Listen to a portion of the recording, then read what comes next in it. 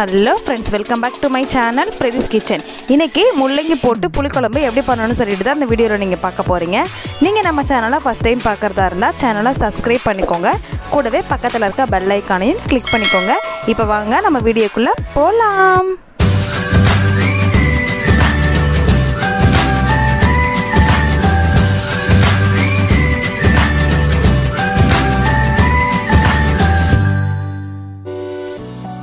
Hi friends, first வந்துட்டு முள்ளங்கி புளிக்குழம்பு பண்றதுக்கு முள்ளங்கி எல்லாத்தையுமே இந்த மாதிரி ஸ்கின் எல்லாம் ரிமூவ் பண்ணிட்டு நம்ம கட் பண்ணி எடுத்துக்கலாம். நான் பாத்தீங்கன்னா எனக்கு வந்துட்டு ஒரு 3 முள்ளங்கி கிட்ட எடுத்துர்க்கேன். அதோட ஸ்கின் எல்லாத்தையுமே நம்ம ஃபர்ஸ்டே ரிமூவ் பண்ணி எடுத்துக்கறணும். இத பாத்தீங்கன்னா ரவுண்ட் ஷேப்ல நல்லா கட் பண்ணி எடுத்துக்கோங்க மெல்லிசா. முள்ளங்கி போட்டு புளிக்குழம்பு பண்ணோம் அப்படினா குழம்பு ரொம்ப டேஸ்டா இருக்கும். பொதுவாவே சாம்பாருக்கு தான் நம்ம முள்ளங்கி யூஸ் பண்ணுவோம். புளிக்குழம்புக்குமே நம்ம முள்ளங்கி யூஸ் பண்ணி வைக்கலாம். இப்போ குழம்புக்கு தேவையான வெங்காயம் தக்காளி எல்லாத்தையுமே நம்ம கட் பண்ணி எடுத்துக்கலாம். நான் இன்னைக்கு ஒரு பெரிய வெங்காயத்துக்கிட்ட எடுத்துர்க்கேன். அத பாத்தீங்கன்னா குட்டி குட்டியா கட் பண்ணி எடுத்துக்கோங்க. அவ்வளவுதான், வெங்காயம் தக்காளி எல்லாத்தையுமே கட் பண்ணி எடுத்துக்கோங்க. இது கூடவே பாத்தீங்கன்னா சைடுல புளியும் ஊற போட்டு எடுத்து வச்சிருக்கேன். புளி பாத்தீங்கன்னா அரிசி கலந்த தண்ணியில தான் நான் ஊற வச்சு இன்னைக்கு எடுத்துர்க்கேன். இப்போ பாத்தீங்கன்னா ஒரு கடாய் அடுப்புல வச்சிருக்கேன். கடாய் நல்லா ஹீட் ஆனதும் கொஞ்சமா மட்டும் நான் நல்லெண்ணெய் சேர்த்திருக்கேன். ஏன்னா நல்லா காஞ்சதும் நம்ம கட் பண்ணி வச்சிருக்க முள்ளங்கி வந்துட்டு இது கூட ஆட் பண்ணிக்கலாம். முள்ளங்கியை பாத்தீங்கன்னா டைரக்டா நம்ம குழம்புல சேர்க்க கூடாது. இந்த மாதிரி எண்ணெயில நல்லா வதக்குனதுக்கு அப்புறம் தான் நம்ம ஆட் பண்ண போறோம். சோ வந்துட்டு எண்ணெயில நல்லா கோல்டன் பிரவுன் ஆகற அளவுக்கு வதக்கி எடுத்துக்கோங்க. முள்ளங்கில பாத்தீங்கன்னா நீர் சத்து வந்துட்டு அதிகமா இருக்கும். சோ வந்துட்டு வீக் ஒரு 2 டைம்ஸ் வந்துட்டு நம்ம ஃபுட்ல சேர்த்துக்கிட்டோம் அப்படினா ரொம்ப ஹெல்தி. இப்போ முள்ளங்கி வேகிறதுக்கு தேவையான அளவுக்கு உப்பையும் ஆட் பண்ணிட்டு எல்லாத்தையும் ஒருக்கா நல்லா கலந்து விட்டுக்கோங்க. முள்ளங்கி பாத்தீங்கன்னா இப்போ பாதி % வந்து வெந்திருச்சு. இத ஒரு பிளேட்ல நம்ம மாத்தி வச்சுக்கலாம். டைரக்டா சேர்த்துட்டோம் அப்படினா குழம்பு வந்துட்டு பச்சை வாடை அடிச்சிரும். இப்போ எல்லா முள்ளங்கியும் எடுத்ததுக்கு அப்புறமா மறுபடியும் கடாய் அடுப்புல வச்சு கொஞ்சமா மட்டும் நல்லெண்ணெய் சேர்த்திருக்கேன்.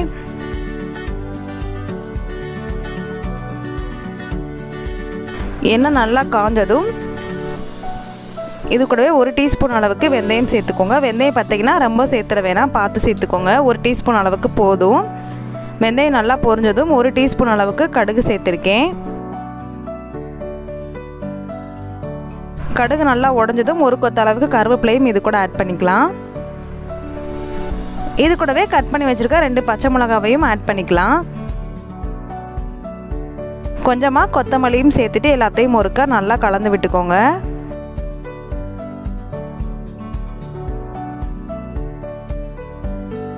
இப்போ குட்டி குட்டியா கட் பண்ணி வச்சிருக்க வெங்காயத்தையும் இது கூட ஆட் பண்ணிக்கலாம்.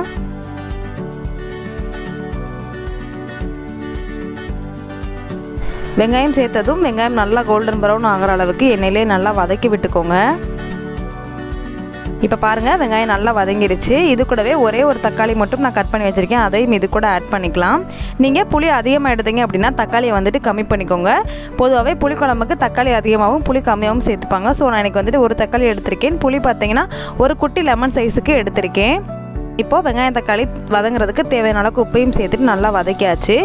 இப்போ பார்த்தீங்கன்னா ஸ்பைசஸ் ஆட் பண்ணிக்கலாம்.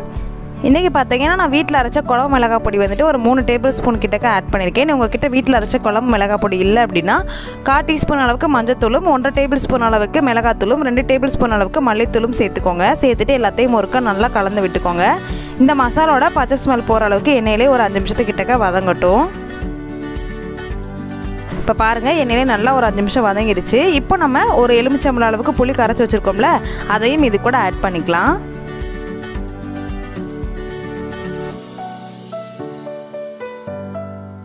புளியை சேர்த்ததுக்கு அப்புறமா எல்லாத்தையும் ஒருக்கா நல்லா கலந்து விட்டுக்கோங்க.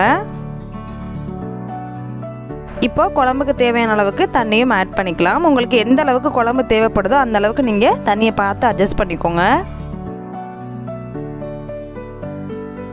தண்ணி சேர்த்ததுக்கு அப்புறமா உப்பு காரம் எல்லாமே கரெக்டாக இருக்கான்னு செக் பண்ணி பார்த்துக்கோங்க. இப்போ குழம்பு நல்லா கொதி வர வரைக்கும் வெயிட் பண்ணலாம். இப்போ பாருங்கள் குழம்பு நல்லா கொதிச்சு வந்துக்கிட்டு இருக்கு. இந்த சைட் பார்த்தீங்கன்னா எண்ணெய் பிரிஞ்சு சூப்பராக வந்துருச்சு. இந்த ஸ்டேஜில் நம்ம முன்னாடியே வதக்கி வச்சிருக்க முள்ளங்கியும் இது கூட ஆட் பண்ணிக்கலாம். முள்ளங்கி இப்படி வதக்கி சேர்க்கறதுனால நம்மளுக்கு பச்சை ஸ்மெல் வந்துட்டு அடிக்காது. டைரெக்டாக சேர்த்தோம் அப்படின்னா கண்டிப்பாக பச்சை ஸ்மெல் வரும். குழம்பு பார்த்தீங்கன்னா டேஸ்ட் இருக்காது. ஸோ எண்ணெயில் கொஞ்சம் நேரம் நல்லா வதக்கிட்டு அதுக்கப்புறமா முள்ளங்கியில் புளிக்குழம்பு வச்சோம் அப்படின்னா சூப்பராக இருக்கும். முள்ளங்கி சேர்த்ததும் எல்லாத்தையும் ஒருக்கா நல்லா கலந்து விட்டுக்கோங்க. குழம்பு பார்த்தீங்கன்னா இப்போ நல்லா தளன்னு கொதிச்சிட்ருக்கு.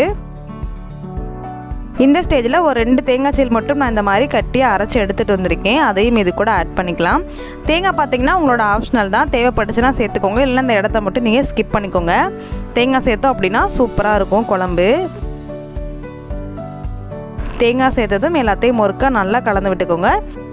இனி பார்த்தீங்கன்னா குழம்பு ஒரு 10 நிமிஷம் மட்டும் கொதிச்சா போதும். தேங்காய் சேர்த்ததுக்கப்புறமா குழம்பு ரொம்ப நேரம் கொதிக்கக்கூடாது. இப்போ பாருங்கள், நல்லா குழம்பு சூப்பராக கொதிச்சு வந்திருக்கு. முள்ளங்கியும் பார்த்தீங்கன்னா சூப்பராக வெந்துருச்சு. நல்லா எண்ணெய் பிரிஞ்சு வந்திருக்கு பார்த்தீங்களா சைடில். நம்ம இன்றைக்கி மண்சட்டியில் பண்ணியிருக்கோம். மண்சட்டியில் புளிக்குழம்பு பண்ணோம் அப்படின்னா அட்டகாசமாக இருக்கும் குழம்பு. அப்படியே சாதத்தில் போட்டு சாப்பிட்றப்ப அவ்வளோ டேஸ்ட்டாக இருக்கும். குழம்போட திக்னஸ் பாருங்கள், எனக்கு இந்த அளவுக்கு குழம்பு போதும். உங்கள் குழம்போட குவான்டிட்டியை பொறுத்து நீங்கள் தண்ணி அட்ஜஸ்ட் பண்ணிக்கோங்க.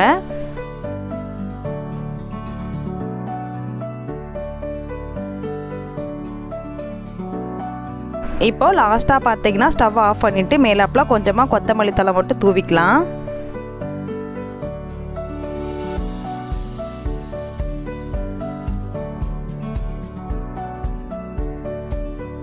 அவ்வளோதாங்க, மணக்க மணக்க அருமையான முள்ளங்கி போட்ட புளிக்குழம்பு வந்துட்டு நம்ம சூப்பராக ரெடி பண்ணி முடிச்சிட்டோம். இது பார்த்திங்கன்னா ஒயிட் ரைஸுக்கு, இட்லிக்கு, தோசைக்கு, சப்பாத்திக்கெலாம் சூப்பரான காம்பினேஷன். குழம்புமே பார்த்திங்கன்னா அவ்வளோ டேஸ்ட்டாக இருந்தது. பொதுவாகவே முள்ளங்கியில் வந்துட்டு நம்ம சாம்பார் தான் அதிகமாக வைப்போம். ஒன்ஸ் வந்துட்டு நீங்கள் முள்ளங்கி போட்டு புளிக்குழம்பு வச்சு பாருங்கள், அவ்வளோ டேஸ்ட்டாக இருக்கும். கண்டிப்பாக இந்த ரெசிபியை நீங்கள் உங்கள் வீட்டில் ட்ரை பண்ணி பாருங்கள். ட்ரை பண்ணி பார்த்துட்டு எப்படி இருந்துச்சுன்னு உங்கள் ஃபீட்பேக்கை மறக்காமல் என்னோட கமெண்ட் செக்ஷனில் ஷேர் பண்ணுங்கள். என்னோடய வீடியோ உங்களுக்கு பிடிச்சிருந்துச்சு அப்படின்னா என்னோட சேனலை லைக், ஷேர், கமெண்ட் பண்ணிக்கோங்க. கூடவே பக்கத்தில் இருக்க பெல் ஐக்கானையும் கிளிக் பண்ணிக்கோங்க. அப்போ தான் நான் போடுற வீடியோ எல்லாமே உங்கள் நோட்டிஃபிகேஷனில் வரும். நீங்களும் வீடியோவை மிஸ் பண்ணாமல் பார்ப்பீங்க. நிறைய பேர் பார்த்தீங்கன்னா நம்ம சேனலை சப்ஸ்கிரைப் பண்ணாமே பார்த்துட்ருக்கீங்க. ஸோ சப்ஸ்கிரைப் பண்ணிக்கோங்க. அடுத்து ஒரு சூப்பரான ரெசிபி இல்லை சூப்பரான கண்டென்ட்டோட நான் உங்களை மீட் பண்ணுறேன். அது வரைக்கும் பாய்.